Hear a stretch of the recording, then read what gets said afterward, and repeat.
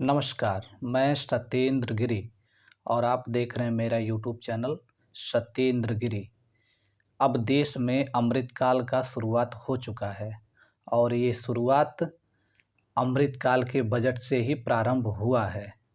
आप सबको ये ज्ञात होगा कि देश के वित्त मंत्री निर्मला सीतारमण ने 2022 और 23 का बजट प्रस्तुत किया है, जिसके मुताबिक अब देश में अमृतकाल का आगाज हो चुका है और इस अमृतकाल में जीवन व्यतीत करने वाले युवा अमृतकाल के युवा कहलाएंगे और जो वृद्धजन हैं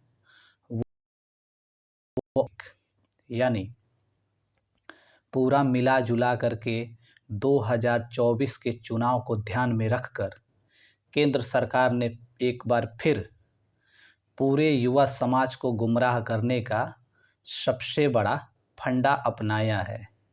इस फंडे के मुताबिक केंद्र सरकार ने इस बार अपने पूरे बजट में 7 प्राथमिकताओं को दर्ज किया है। दर्ज करने का मतलब ये है कि इस बार युवाओं को अमृतकाल का नाम दे करके और के युवा की पीढ़ी को ध्यान में रखकर एक सुंदर सी स्ट्रेटजी तैयार की गई है। इस स्ट्रेटजी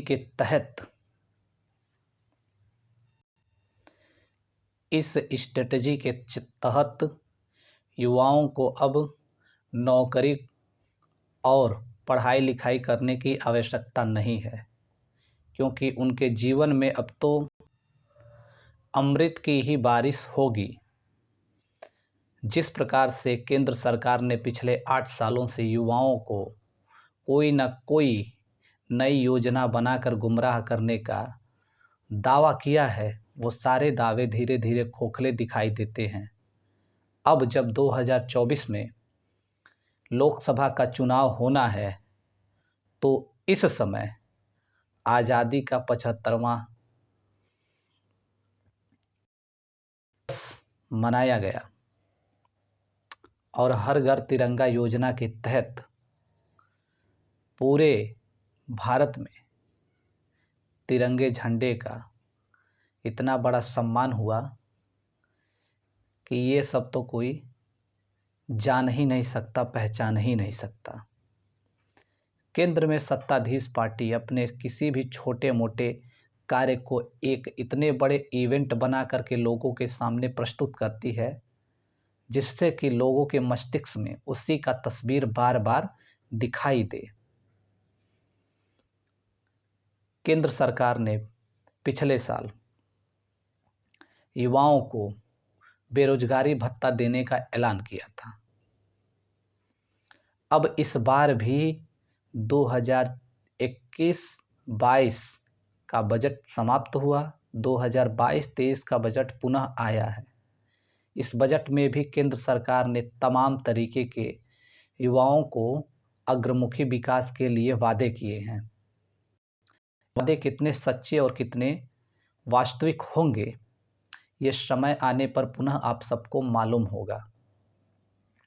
इन वादों की तह तक जाने के लिए कोई भी मीडिया संस्थान या कोई भी पत्रकार तमाम तरीके के आंकड़े प्रस्तुत करने और सरकार की नाकामियां गिनाने में सक्षम नहीं है, क्योंकि कहीं ना कहीं सरकार का उस न्यूज़ चैनल और उस मीडिया संस्थान पर आधिपत्य है और न हो सके बाहरी तौर पे, आंतरिक तौर पर कहीं ना कहीं तो उसका लिंक जरूर है।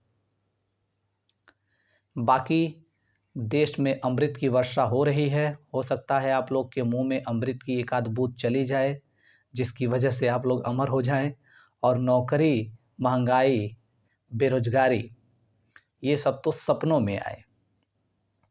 सपने भी अब स्वर्गलोक जैसे होंगे। आकाशवाणी से आकाश का पूरा भ्रमण कीजिए और अपने आप को अमृतकाल में जीवन व्यतीत करने वाला देश का सबसे सर्वश्रेष्ठ नागरिक मानिए। हैं अगले एपिसोड में। नमस्कार, मैं सत्येंद्र गिरी।